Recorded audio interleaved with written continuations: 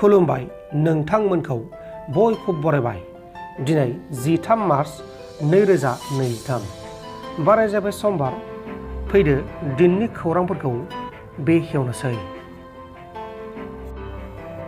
आसामाव सोरखारि साख्रिनि आनजादनिफ्राय लानानै मेट्रिक आनजादावबो पेपार लिक जागासिनो दङ।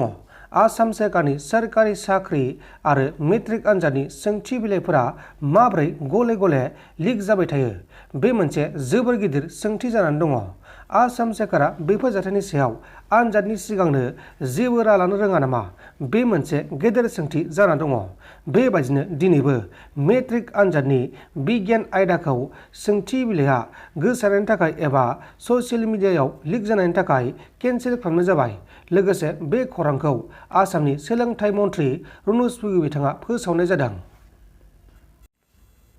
बिल्डिंनि गोजौआव गिथाव बाथाव अर खामदों।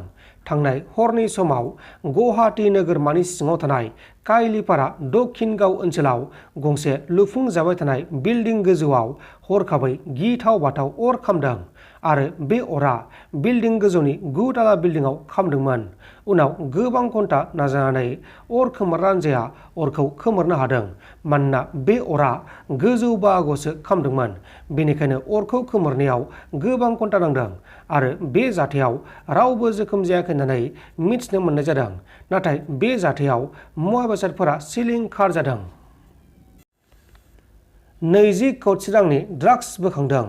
आसामनि कार्बि आंलंआव गंसे गारिजों डिमापुरनिफ्राय लाबोबाय थानाय 20 कोटी रांनि ड्राग्स बोखांनो हादों आरो बे जाथायावनो लोब्बा थानाय सासे ड्राग्स फालांगिरिखौबो पुलिसआ एरेस्ट खालामनाय जादों।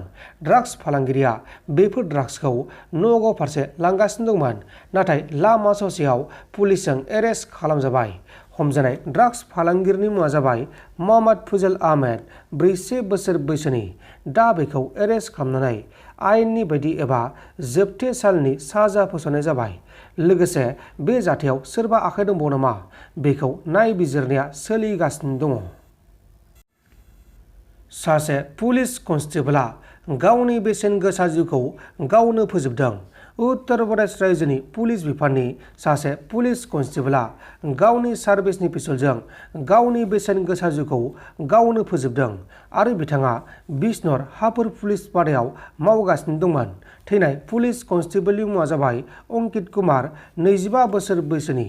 अंकित कुमारआ माबोरैहाय बे जाथायखौ खालामखो, बेखौ दासिमाव रोखा खालामथ'नाय जायाखै, नाथाय बेनि सिङाव माबा मोनसे दं होननानै सन्देह खालामनाय जादों।